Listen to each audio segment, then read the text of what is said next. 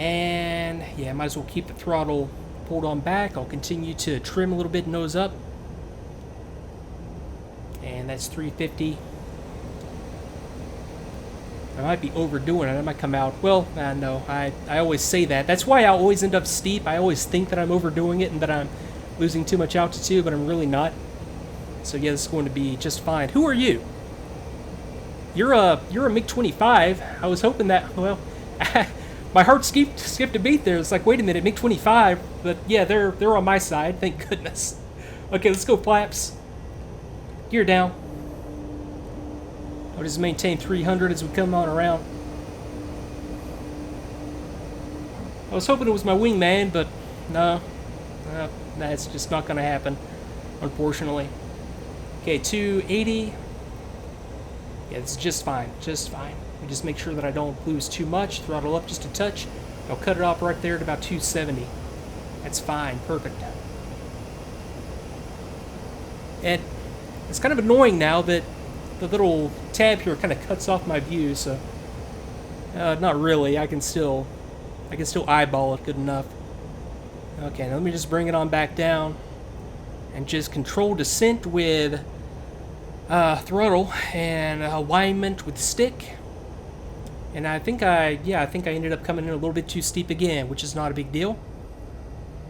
I still haven't found anything definitively that says whether or not I'm supposed to use, or it's desirable to use, speed brakes on a Su-25 approach. Like, you don't have to, but you should in the A10. Okay, 250. That was the inner marker airspeed. I don't want to go any lower than this. I just want to hold it right there at 250 until I pull her back to idle, which will be right about now. Let's flare, pull her back. Oh my, that's ended up being smooth. I think I was perilously close to a stall there. This goes drogue shoot out. Boy, yeah, I was closer to stalling than I thought I was, and that's the glare. That's why now I'm kind of glad that I do have it there, because it has a little bit of a, that was a lot trickier than it would have been otherwise. By having that glare there, not being able to, yeah, and not being able to pick up on the descent rate and the loss of airspeed, which I could have, or should have picked up by, well, just noticing that I was coming in a lot too aggressive angle on the descent. I should have picked up that, yeah, I think I might have got a little bit too slow right there over the threshold as well. Now, I was shooting for the low end of that, those quoted approach speeds, but then again, I do have quite a bit of fuel left, or a moderate amount of fuel left, plus the tanks. So that could have, yeah, I could have just flat out undershot on the desired speed. What are you? You're not about to come at me, are you? Big Lucian 76 out there. Just, maybe you're just parked. I don't think you're going to take off, and I'm just going to taxi out here to the right, back to my location. So what else do we have here? Got some MiG-29s. Let me see. I saw all this stuff. I took off actually from back, or taxied from back there on that part of the ramp in the first mission. So MiG-29s, there's a Su-25 taxiing. For some reason I'm having a, I might actually still have the drogue chute attached. We hit P one more time, see if that clears anything up. That might have been it. It was, or I might have just been going too fast. It was a little, okay, I've got some stuff coming straight at me. They'll hold though. The ATC is good enough that it'll wait until I'm clear of the runway to clear these guys for takeoff. But again, well done for MBOT. Usually in a mission, you don't see this, because I kind of suspect that sometimes mission designers don't expect you to survive and to actually get back to the base, so that's actually very, very cool that we have stuff going on when I get back here. So I apply some brakes. I remembered that my toe brakes don't work in the Su-25. I remembered this time, and I was able to not look silly. But yeah, that's much appreciated. Having stuff going on like that MiG-25 or possibly MiG-31 that I almost didn't run into, but was right there in the pattern with me.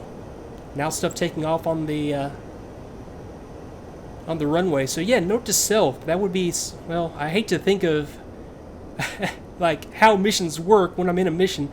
I kind of lose immersion if I start thinking in terms of how did the mission designer set it up, but you know, setting up a trigger that once you reach the airbase, then some more aircraft spawn, so that as you're on the approach, there's just stuff going on, assuming you make it back.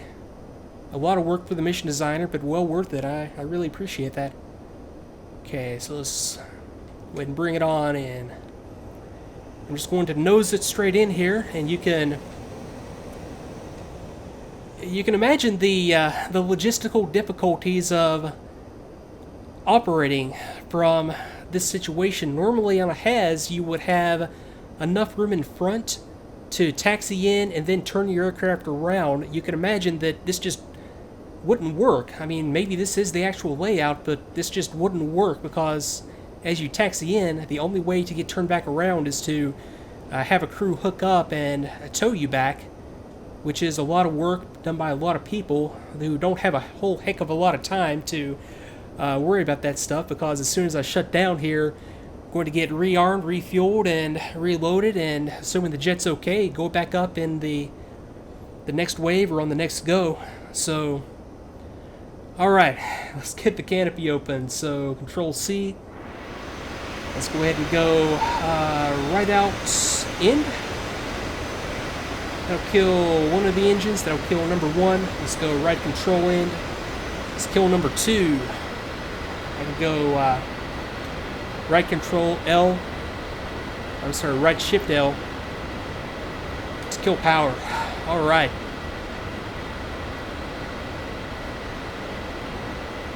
Kind of a bottleneck here. I'm just going to hang out here and watch what happens and see if these guys actually take off. But yeah, that was a very cool mission. Another one. I underestimated, I think, how hard it would be. I knew it was going to be difficult to pick up those bridges and that bridge. And of those 6 bridges that I pointed out during the briefing were there, I didn't see any of them other than the one that I was on, which I don't know. Maybe I was just focused so much on that one point, but I didn't see any other bridges. So hopefully I got the right one. I'll find out here in about 45 seconds. I'll call it quits right here, and I'll come back to the debrief. And now we'll pick things up in TACVIEW, and yeah, confirmed, that was mission success. I mean, this is probably about a week that I'm recording the debrief after I flew it, but the relief that I felt after getting out and having a quick look at the TACVIEW like I am right now was just tremendous. So another very, very fun mission. So I'm going to start the debrief at the very beginning of the mission. This is me down here at the airbase getting airborne, and we start out with an aerial engagement. I'm going to step through this at about 16 times speed. Start out with some MiG-29s up here. They engage 4 F-4s. Now the F-4s come down south and get over our air defenses. You know, it was pretty much just a one-to-one trade-off for F-4 to MiG, but the F-4s, even though they outnumbered the MiGs, were taken out by the air defenses. Now this lone F-4 comes down, and I think at this point it's just not a player. I think after that it's AI brain shut down, so the air picture was not really a factor really throughout the mission.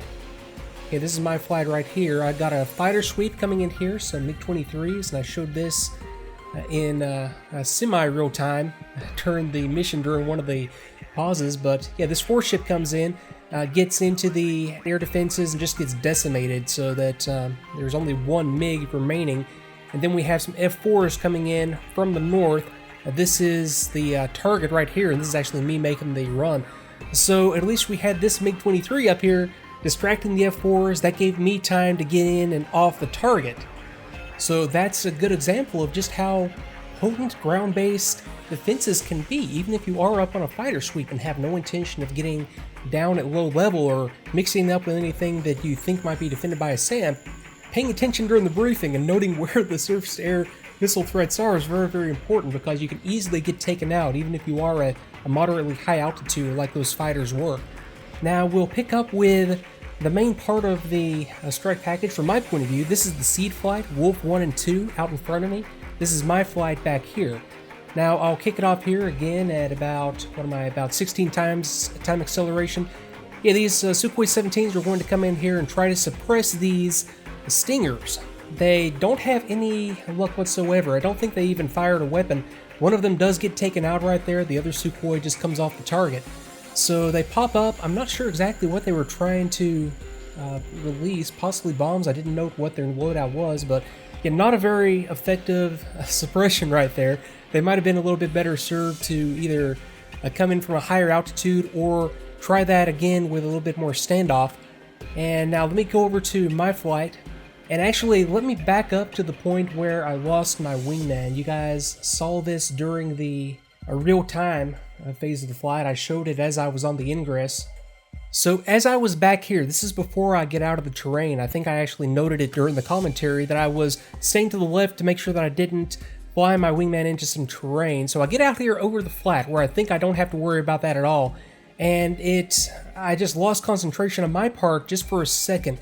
I dipped down a little bit, my trim was a little bit out of whack, and two just kind of went in and couldn't, I think he was following me down, couldn't recover in time. I mean, this is just such flat terrain. That's just so weird that that would have happened. I'm just at a loss right there why it would have happened out here where I wouldn't have expected, but that's exactly what happened. And that's, like I said again during the real-time commentary, it's very rare to see that, but, well, it happens. Now, for my attack run.